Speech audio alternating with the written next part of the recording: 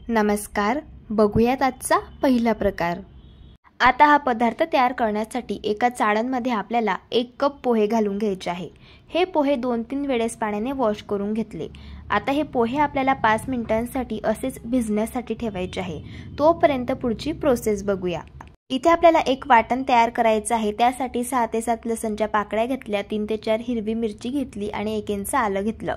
यामध्ये आपल्याला 1 चमचा जिरं घालून घ्यायचं आहे। पाण्याचा वापर न करता अशा पद्धतीची आपल्याला याची पेस्ट तयार करून घ्यायची आहे। ते 5 मिनिट झालेले आहे। इथे आपले पोहे देखील छान मऊसूत भिजले गेलेले आहे। याला एका बाउलमध्ये आपण काढून घेऊयात। आता हे पोहे आपल्याला हाताने अशा पद्धतीने मॅश करून घ्यायचे आहे। इथे मी पोहे मॅश करून घेतलेले आहे। आता यामध्ये आपल्याला 1 कप बारीक कापून घेतलेला पालक घालून घ्यायचा आहे। हा पदार्थ आपण खूप चटपटीत तयार करणार आहोत, त्यामुळे ज्या मुलांना पालक आवडत नाही तर ते सुद्धा हा पदार्थ खूप आवडीने खातील। यामध्ये तयार करून घेतलेली आलं, लसूण आणि मिरचीची पेस्ट घालून घेतली, पाव चमचा हळदी पावडर घातली आणि पाव चमचा गरम मसाला घातला। 1 चमचा यामध्ये धणे पावडर घालून घेतली आहे। आता पदार्थ खूप चटपटीत तयार होण्यासाठी यामध्ये अर्धा चमचा चाट मसाला घातला आणि पाव चमचा आमचूर पावडर घातली। आमचूर पावडर नसेल तर अर्ध्या लिंबाचा रस तुम्ही ते वापरू शकता आणि 2 मोठे चमचे यामध्ये मी पांढरे तीळ घालून घेतलेले आहे। एक मीडियम आकाराचा कांदा बारीक कापून घेतला आणि तो यामध्ये घातला आणि आता बारीक कापून घेतलेली यात कोथिंबीर घातली। चवीप्रमाणे यामध्ये मीठ घालून घ्यायचं आहे आणि हे सर्व जिन्नस सुरुवातीला आपल्याला मिक्स करून घ्यायचे आहे। याला मी छान मिक्स करून घेतलं। आता यामध्ये आपल्याला 1 कप बेसन पीठ घालून घ्यायचं आहे।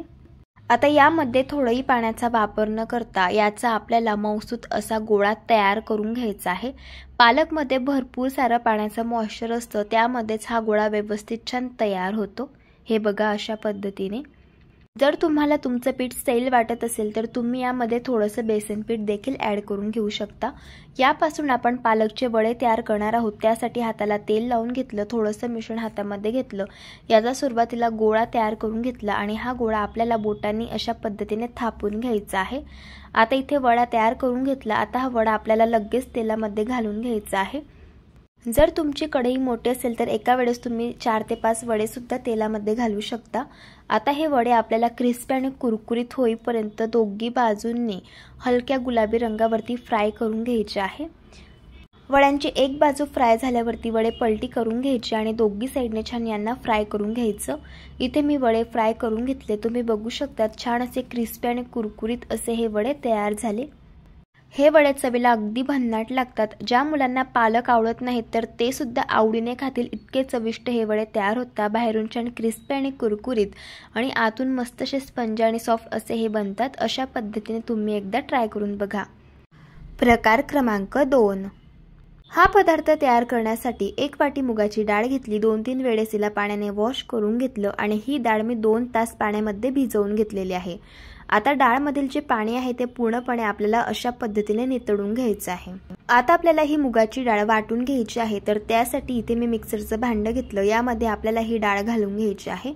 इथे मी 2 हिरव्या मिरचीचे काप आणि 1 इंच आलं यामध्ये घातलेलं आहे। 1 वाटी यामध्ये पाणी घालून घ्यायचं आहे आणि अगदी बारीक आपल्याला ही डाळ वाटून घ्यायची आहे। इथे मी डाळ वाटून घेतलेली आहे, तुम्ही या मिश्रणाची थिकनेस बघून घ्या, अशा पद्धतीची आहे। आता यामध्ये आपल्याला पोहे खाण्याचे 2 चमचे रवा घालून घ्यायचा आहे। इथे तुम्ही जाड किंवा बारीक कुठलाही रवा वापरू शकता। पाव चमचा हळदी पावडर घालायची आहे, 2 चमचे साखर घालून घ्यायची आहे, पाव चमचा यामध्ये लिंबू पावडर घालून घ्यायची आहे। लिंबू पावडर नसेल तर अर्ध्या लिंबाचा रस यामध्ये घालायचा। 2 चमचे यामध्ये कच्चं तेल घालून घ्यायचं आहे। तेल घातल्यामुळे हा पदार्थ मऊ लुसलुशीत स्पंज आणि सॉफ्ट तयार होतो। याला मिक्सरमध्ये आपल्याला पुन्हा एकदा बारीक करून घ्यायचं आहे। हे बघा अशा पद्धतीने। आता हे बॅटर आपल्याला एका बाउलमध्ये काढून घ्यायचं आहे। तुम्ही पुन्हा या बॅटरची थिकनेस बघून घ्या, अशा पद्धतीची आहे आणि हे मिश्रण तयार करण्यासाठी इथे मी 1 वाटी पाणी हे वापरलेलं आहे। आता या बॅटरवरती झाकण ठेवायचं आणि 5 मिनिटांसाठी याला आपल्याला रेस्ट होण्यासाठी ठेवायचे। तोपर्यंत पुढची प्रोसेस बघूया। ताटामध्ये 1 छोटा चमचा तेल घालायचं आणि ताटाला तेल लावून ग्रीस करून घ्यायचं आहे। आता कढईमध्ये आपल्याला 2 ग्लास पाणी घालायचं आहे। यामध्ये एक रिंग ठेवायची आहे, जर रिंग नसेल तर डब्याचं झाकण वापरलं तरी देखील चालेल। पाणी आपल्याला अशा पद्धतीने गरम करून घ्यायचं आहे। पाणी गरम झाल्यावरती यावरती आपल्याला तेल लावून घेतलेलं हे जे ताट आहे तर ते ठेवून घ्यायचं आहे। ही प्रोसेस आपल्याला ढोकळा स्टीम करण्याआधीच करायची आहे। इथे आपलं हे बॅटर सुद्धा चांगलं रेस्ट झालेलं आहे। आता यामध्ये आपल्याला चवीप्रमाणे मीठ घालून घ्यायचं आहे आणि 1 चमचा लेमन फ्लेवरचा इनो घालायचा आहे। पटकन आपल्याला हे बॅटर मिक्स करून घ्यायचं आहे। असं हे बॅटर मिक्स करून घेतल्यानंतर वेळ न वाया घालवता लगेच आपल्याला हे बॅटर ताटामध्ये ओतून घ्यायचं आहे। आता यावरती झाकण ठेवायचं आणि आपल्याला 7 ते 8 मिनिटं गॅसच्या हाय फ्लेमवरती हा ढोकळा शिजवून घ्यायचा आहे। इथे मी ढोकळा शिजवून घेतलेला आहे। तुम्ही बघू शकता ढोकळा मस्त टम्म फुगलेला आहे। आता आपण ढोकळा चेक करून घेऊया। तुम्ही बघू शकता टूथपिक अगदी क्लीन आलेली आहे, याचा अर्थ ढोकळा चांगला शिजलेला आहे। आता हा ढोकळा आपण हलका थंड करून घेऊयात। ढोकळा थंड होत आहे तोपर्यंत आपल्याला ढोकळ्यासाठी एक फोडणी तयार करून घ्यायची आहे। पॅन मध्ये 3 छोटे चमचे तेल घालायचं आहे। तेल गरम झालं आता यामध्ये 1 चमचा मोहरी घालायची आहे। मोहरी तडतडल्यानंतर पाव चमचा यामध्ये हिंग घालून घ्यायचं आहे। 4 ते 5 हिरवी मिरची घालायची आहे आणि 10 ते 12 कढीपत्त्याची पानं घालून घ्यायची आहे। आता कढीपत्ता आणि हिरवी मिरची आपल्याला 2 ते 3 मिनिटं तेलावरती चांगली परतून घ्यायची आहे। हे बघा अशा पद्धतीने इथे आपली आता ही फोडणी तयार झाली। गॅस बंद करून घ्यायचा आणि ही गरम गरम फोडणी आपल्याला ढोकळ्यावरती घालून घ्यायची आहे। आता आपण ढोकळा कट करून घेऊयात। ढोकळा कट करत असतानाच तुम्हाला अंदाजा येत असेल हा ढोकळा अतिशय छान मऊ लुसलुशीत आणि स्पॉन्जी असा तयार झालेला आहे। ढोकळ्याचे तुम्हाला हवेत असेल लहान किंवा मोठे पीसेस तुम्ही तयार करून घेऊ शकता। आता मी तुम्हाला यातील एक पीस काढून दाखवते। तुम्ही बघू शकतायत ढोकळा अतिशय छान स्पंजी सॉफ्ट मऊ असा तयार झालेला आहे। छान अशी या ढोकळ्याला जाळी पडलेली आहे। हा ढोकळा दिसायला एवढा सुंदर दिसत आहे त्यापेक्षा चवीला अगदी भन्नाट लागतो। अशा पद्धतीने तुम्ही एकदा ट्राय करून बघा। प्रकार क्रमांक 3। हा पदार्थ तयार करण्यासाठी इथे मी अर्धा दुधी भोपळा घेतलेला आहे। याची आपल्याला साल अशा पद्धतीने काढून घ्यायची आहे आणि याचा जो देठाचा भाग आहे तर तो कट करून घ्यायचा आणि याला आपल्याला अशा पद्धतीने छान कट करून घ्यायचा आहे।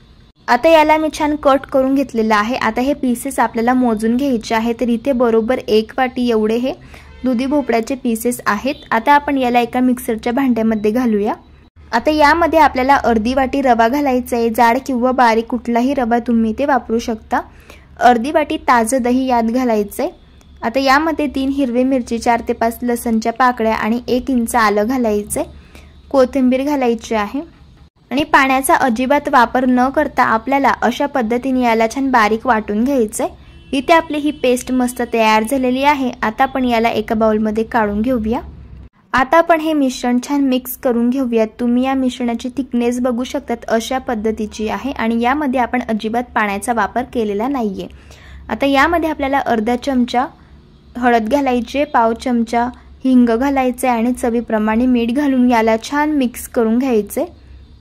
आता सगळ्यात शेवटी यामध्ये आपल्याला अगदी पाव चमचा इनो घालायचा आहे। इनो ॲक्टिवेट करण्यासाठी यावरती थोडंसं पाणी घालायचं आणि एकाच डायरेक्शनमध्ये हे मिश्रण आपल्याला मिक्स करून घ्यायचं आहे। इनो घातल्यानंतर लगेच आपल्याला वेळ न वाया घालवता यापासून पदार्थ तयार करायला घ्यायचे। त्यासाठी इथे मी तवा छान गरम करून घेतला आणि तव्याला तेल लावून घेतलं। आता हे तयार करून घेतलेलं बॅटर आपल्याला अशा पद्धतीने तव्यावरती घालून घ्यायचंय आणि याचे छोटे छोटे आपल्याला पॅनकेक तयार करून घ्यायचे। असे हे पॅनकेक तयार करून घेतल्यानंतर यावरती आपल्याला बारीक कापून घेतलेला कांदा घालून घ्यायचा आहे, बारीक कापून घेतलेलं टोमॅटो घालायचंय आणि थोडेसे मकीचे दाणे यावरती घालून घ्यायचे। आता यावरती झाकण ठेवायचे आणि 4 ते 5 मिनिटं आपल्याला हे पॅनकेक छान एका साइडने भाजून घ्यायचे। पॅनकेक एका साइडने भाजून झाल्यावरती वरची बाजू छान याची अशा पद्धतीने कोरडी होते। यावरनं समजायचं हे छान भाजून झालेले आहे एका बाजूने। आता आपण याला पलटी करून घेऊयात आणि दुसरी साइड सुद्धा आपल्याला याची छान भाजून घ्यायची आहे। इथे मी हे पॅनकेक दोघी साइडने छान भाजून घेतलेले आहेत। आता आपण यांना अशा पद्धतीने पुन्हा पलटी करून घेऊयात। आता हा पदार्थ आणखी चविष्ट तयार होण्यासाठी यावरती किसून घेतलेलं चीज घालायचं आहे आणि सगळ्यात शेवटी यावरती आपण चिली फ्लेक्स घालून घेऊया। आता झाकण ठेवून आपल्याला चीज मेल्ट होईपर्यंत फक्त 1 सेकंद यावरती झाकण ठेवायचे। तुम्ही बघू शकतात 1 सेकंदानंतर मस्त चीज असं यावरती मेल्ट झालेला आहे। आपला हा पदार्थ छान तयार झाला। याला आपण काढून घेऊया। तयार झाले इथे आपले हे दुधी भोपळ्याचे पॅनकेक। चवीला तर अगदी छान लागतात। तुम्ही हे पॅनकेक नाश्त्यालाच काही मुलांच्या टिफिन बॉक्स मध्ये सुद्धा देऊ शकतात। प्रकार क्रमांक 4। आता इथे मी एक भांड गॅसवरती गरम करायला ठेवलंय। यामध्ये 2 वाटी आपल्याला पाणी घालायचे। ज्या वाटीने पाणी घेतलं त्याच वाटीने आपल्याला गूळ यामध्ये घालायचं आहे। आता गूळ आपल्याला छान या पाण्यामध्ये विरघळून घ्यायचा आहे। गुळाचा पाक तयार करायचा नाहीये, फक्त आपल्याला हा गूळ छान पाण्यामध्ये विरघळून घ्यायचा आहे। हे बघा, गूळ छान पाण्यामध्ये विरघळलेला आहे। आता गॅस बंद करून घेऊयात। आता एका पॅनमध्ये पोहे खाण्याचे 5 चमचे आपल्याला साजूक तूप घालायचे। तूप छान गरम झालं की यामध्ये आपल्याला 1 वाटी जाड रवा घालायचा आहे। इथे आपण गुळाचा रवा तयार करणार आहोत। रवा तयार करण्यासाठी कधी पण आपल्याला जाड रव्याचाच वापर करायचा आहे। आता हा रवा सतत मिक्स करत गुलाबी रंगावरती आपल्याला छान भाजून घ्यायचा आहे। रवा छान भाजत आला की त्याचा सुगंध पूर्ण घरामध्ये दरवळायला सुरुवात होते। यावरून समजायचं रवा छान भाजून झालेला आहे। इथे मी हा रवा 10 ते 12 मिनिटं गॅसच्या लो फ्लेमवरती छान भाजून घेतलाय। तुम्ही बघू शकतात रव्याला हलका गुलाबी रंग आलाय आणि हा रवा भाजून घेतल्यामुळे छान असा हलका फुलका झालेला आहे। आता यामध्ये आपण 2 चमचे मनुके घालूयात। मनुके आपल्याला 2 ते 3 सेकंद छान या रव्यामध्ये परतून घ्यायचे आहे। असे हे मनुके रव्यासोबत परतून घेतल्यामुळे मनुके छान टम्म फुगतात। आता यामध्ये आपल्याला काजू आणि बदामाचे काप घालायचे। काजू आणि बदामाचे काप सुद्धा आपल्याला 1 ते 2 सेकंद या रव्यामध्ये परतून घ्यायचे। आता हे सर्व ड्रायफ्रुट्स परतून घेतल्यानंतर यामध्ये आपल्याला गुळाचं पाणी घालायचे। तर हे बघा, हे पाणी आपल्याला गाळून घ्यायचे, म्हणजे गुळामध्ये जर काही कचरा असेल तर तो छान निघून जातो। इथे आपण 1 वाटी रवा तयार करण्यासाठी त्याच वाटीने 2 वाटी पाणी आणि 1 वाटी गूळ घेतलेला आहे। आता हे आपल्याला छान मिक्स करून घ्यायचं आहे। जसं जसा रवा फुलतो तसं तसं हे मिश्रण दाटसर व्हायला सुरुवात होते। हे बघा, हे मिश्रण दाटसर व्हायला सुरुवात झालेली आहे। आता यावरती 5 मिनिटांसाठी आपल्याला झाकण ठेवायचं आहे आणि रवा आपल्याला छान शिजवून घ्यायचा आहे। फक्त एक गोष्ट लक्षात ठेवायची, या 5 मिनिटांमधून आपल्याला 2-2 मिनिटांनी रवा छान मिक्स करून घ्यायचा आहे, म्हणजे रवा तळाला चिटकणार नाही। अशाच पद्धतीने इथे मी हा रवा छान शिजवून घेतलेला आहे। हे बघा, मस्त छान आपला रवा शिजलेला आहे। आता यामध्ये आपण 1 चमचा वेलची पावडर घालूयात आणि याला छान मिक्स करून घेऊयात। इथे आपला लुसलुशीत असा हा गुळाचा रवा छान तयार झालाय। आता गॅस बंद करून घेऊयात आणि याला एका बाउलमध्ये ट्रान्सफर करून घेऊयात। तर तयार झाला इथे आपला हा गुळाचा रवा। चवीला तर अगदी भन्नाट लागतो, नक्की एकदा ट्राय करून बघा। प्रकार क्रमांक 5। सगळ्यात आधी आपण वाटण तयार करून घेऊयात। तर मिक्सरच्या भांड्यामध्ये 1 इंच आलं, 3 लसणच्या पाकळ्या, 1 चमचा जिरं, 3 हिरवी मिरची घातली आणि मिक्सरमधून याला अशा पद्धतीने बारीक वाटून घेतलं। आता एका बाउलमध्ये अर्धी वाटी ज्वारीचं पीठ घातलं। त्याच वाटीने अर्धी वाटी जाड रवा घालायचा आहे। इथे जाडच रव्याचा वापर करायचा आहे, बारीक रवा अजिबात वापरायचा नाही। 3 चमचे ताजं दही यामध्ये घातलं। सुरुवातीला हे सर्व जिन्नस आपल्याला छान मिक्स करून घ्यायचे आहे। आता यामध्ये थोडं थोडं पाणी घालून याचं आपल्याला स्मूथ बॅटर तयार करून घ्यायचं आहे। पाणी असं थोडं थोडं घालायचं, म्हणजे या पिठाच्या गुठळ्या होत नाहीत आणि अगदी छान स्मूथ असं हे बॅटर तयार होतं। आता इथे मी पाणी घालून बॅटर छान तयार करून घेतलेला आहे। तुम्ही याची थिकनेस बघून घ्या, आपल्याला अशा पद्धतीची ठेवायची आहे। आता या बॅटरवरती झाकण ठेवूयात 5 मिनिटांसाठी आणि हे बॅटर आपण आता भिजण्यासाठी ठेवणार आहोत। 5 मिनिटांनंतर बघू शकतात बॅटर छान भिजलेला आहे। यामधील जो रवा आहे तो छान मस्त फुललेला आहे। आता यामध्ये तयार करून घेतलेलं आलं, लसूण, मिरचीचं वाटण घालायचं आहे। पाव चमचा हळदी पावडर घालूयात आणि चवीप्रमाणे मीठ घालूया। याला छान मिक्स करून घ्यायचं आहे आणि यामध्ये आता बारीक कापून घेतलेली कोथिंबीर घालायची आहे। कोथिंबीर घातल्यामुळे या पदार्थाला चव खूप छान येते, त्यामुळे थोडीशी जास्त कोथिंबीर यामध्ये घालायची आणि याला छान मिक्स करून घ्यायचं। इथे आज आपण ज्वारीच्या पिठाची आप्पे तयार करणार आहोत। तर त्यासाठी यामध्ये आपल्याला अर्धा चमचा इनो घालायचा आहे। इनो ऐवजी तुम्ही बेकिंग सोडा सुद्धा इथे वापरू शकता। इनो घातल्यानंतर पटकन याला मिक्स करून घ्यायचं। तुम्ही बघू शकतात इनो घातल्यामुळे हे बॅटर अगदी छान हलकं फुलकं तयार झालेलं आहे। आता वेळ न वाया घालता लगेच आपल्याला आप्पे तयार करायला घ्यायचे। इथे मी आप्पे पात्र छान गरम करून घेतले आणि यामध्ये तेल घालून घेतले। तेल छान गरम झालंय। आता आपल्याला आप्पे मोल्डमध्ये तयार करून घेतलेलं आप्यांचं मिश्रण अशा पद्धतीने फिल करून घ्यायचे। आप्यांचं मिश्रण फिल करताना थोडीशी जागा ठेवायची यामध्ये, कारण हे आप्पे फुलतात। आता झाकण ठेवून आपल्याला 5 मिनिटांसाठी आप्पे एका साईडने छान भाजून घ्यायचे। 5 मिनिटांनंतर तुम्ही बघू शकतात आप्पे छान मस्त भाजून झाले। याला पलटी करून घ्यायचं। इथे आप्पे मी पलटी करून घेतले आणि आप्पे मस्त एका साईडने क्रिस्पी आणि कुरकुरीत असे भाजून झाले। अशाच पद्धतीने आप्प्यांची दुसरी साईड सुद्धा भाजून घेतली। तयार झाले इथे आपले ज्वारीच्या पिठाचे आप्पे। हे आप्पे चवीला तर अगदी छान लागतात आणि आतून असे स्पंजी आणि सॉफ्ट तयार होतात आणि चवीला तर हे आप्पे अगदी छान मस्तच लागतात। नक्की एकदा अशा पद्धतीने ट्राय करून बघा। प्रकार क्रमांक 6। आता इथे मी मोड आलेली 1 वाटी उसळ घेतलेली आहे। ही उसळ एका भांड्यामध्ये घालून घेतली। उसळ बुडेल इतपत यात पाणी घातलं। आता ही उसळ आपल्याला गॅसच्या अगदी मंद आचेवरती 5 मिनिटं शिजवून घ्यायची आहे। 5 मिनिटांनंतर तुम्ही बघू शकतात उसळ छान शिजलेली आहे। आता यातील जे पाणी आहे ते आपल्याला सेपरेट काढून घ्यायचं आहे। आता या उसळीच्या पाण्यामध्ये भरपूर सारे प्रोटीन्स असतात, त्यामुळे हे पाणी फेकून न देता यामध्ये थोडंसं मीठ घालून मुलांना तुम्ही पिण्यासाठी देऊ शकतात। आता गॅसवरती कढई मी गरम करायला ठेवलेली आहे। यामध्ये 3 छोटे चमचे तेल घातलं। तेल छान गरम झालं। आता यामध्ये 1 चमचा मोहरी, 1 चमचा जिरं, शेंगदाणे आणि 4 ते 5 कढीपत्त्याची पानं घातली। आता शेंगदाणे आपल्याला हलक्या गुलाबी रंगावरती तेलामध्ये छान परतून घ्यायचे। शेंगदाणे छान परतून झाले। 1 मोठ्या साईजचा कांदा इथे मी कापून घेतलेला होता तर तो यामध्ये घातला। आता हा कांदा आपल्याला गुलाबी रंगावरती छान तेलावरती परतून घ्यायचा आहे। आता कांदा छान परतून झाला आहे। यामध्ये आपल्याला पाव चमचा हळद, अर्धा चमचा तिखट, पाव चमचा गरम मसाला घालून घ्यायचा आहे आणि 1 ते 2 सेकंद आपल्याला हे मसाले तेलावरती छान परतून घ्यायचे। आता यामध्ये आपल्याला शिजवून घेतलेली मटकीची उसळ घालायची आहे।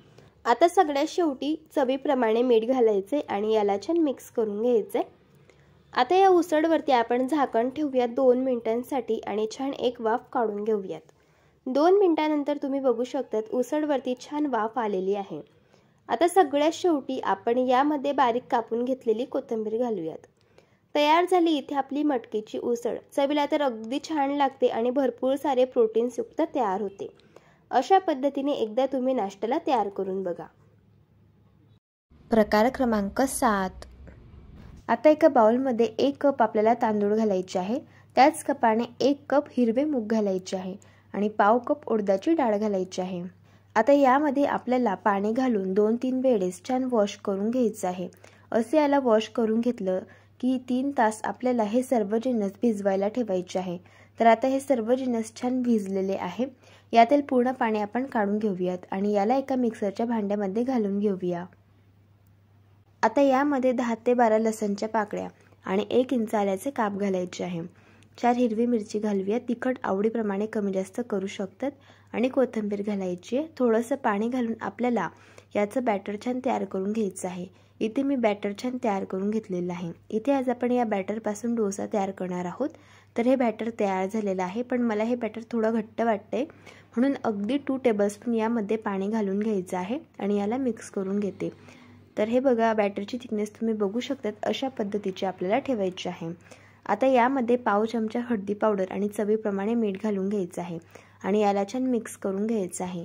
इथे आपलं हे डोस्यांचं बॅटर छान तयार झालेलं आहे। आता डोसा तयार करण्यासाठी इथे मी तवा छान गरम करून घेतला। याला तेल लावून घ्यायचं आहे आणि यावरती 2 पळी डोस्यांचं बॅटर घालून छान आपल्याला याला पसरवून घ्यायचं आहे। झाकण ठेवून डोस्याची एक साईड छान भाजून घ्यायची आहे।